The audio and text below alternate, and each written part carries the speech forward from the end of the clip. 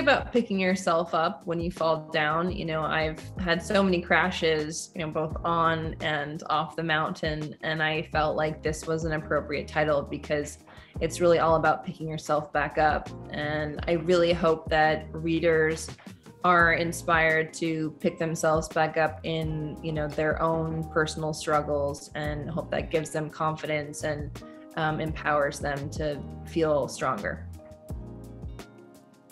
Well, I retired from ski racing, and I think it was a great time for me to reflect on my career and the experiences that I had, the ups and the downs, what I was able to overcome. I think, in the moment when you're in your career, you don't often reflect on what you've achieved and what you've gone through. And, obviously in retirement, I had a lot more time to be able to reflect.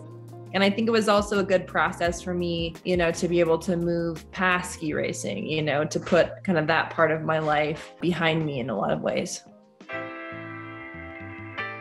Well, I started talking about mental health in 2013, and that was really a personal decision. It was a time in my life when I really felt like I had to get that off my chest and kind of start fresh and unload that. And it felt really good to finally talk about it. And I'd really never talked about it with anyone because I, felt embarrassed and ashamed. And when I did talk about it, so many people told me that it was gonna, end my career, and I was never gonna get sponsors and people are gonna dump me. And I did it because it was a personal decision. I didn't really care what the outcome was professionally, but as it turns out, everyone supported me.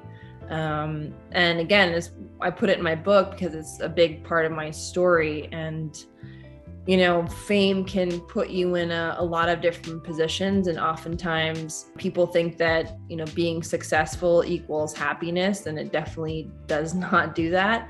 No matter how successful you are, you still, when you turn the lights off at night, you still have to be happy with who you are. And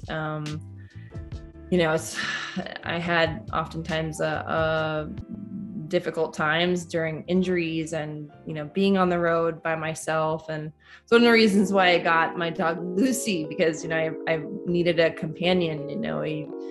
It's really hard to be on the road for months at a time and feel so isolated and alone. So Lucy definitely helped me with that.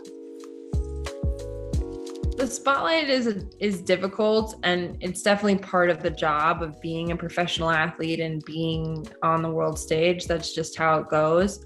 But I feel like the scrutiny in sports is normal. Everyone's going to have their opinion. People think I'm still a terrible skier, even though I've won many races.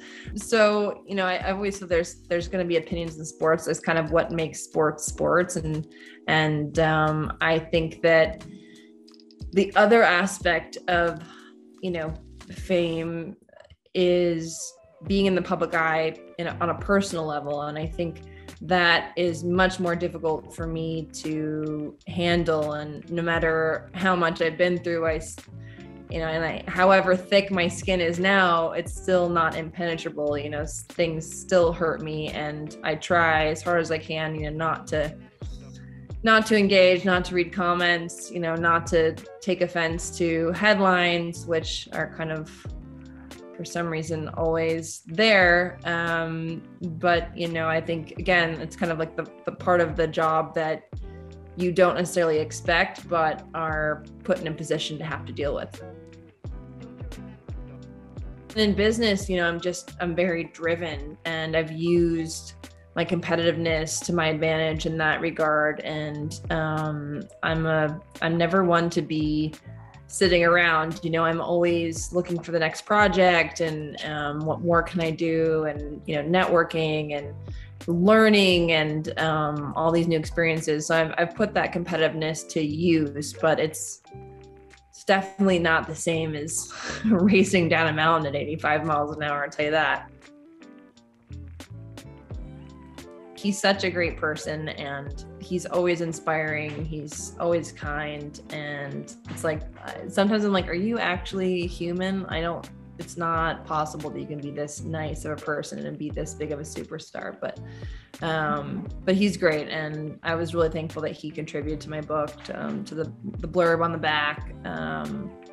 And I work out with him anytime that he wants, even though I can't keep up. I tell him I'm not going to do arm day with you, but I'll do leg day anytime.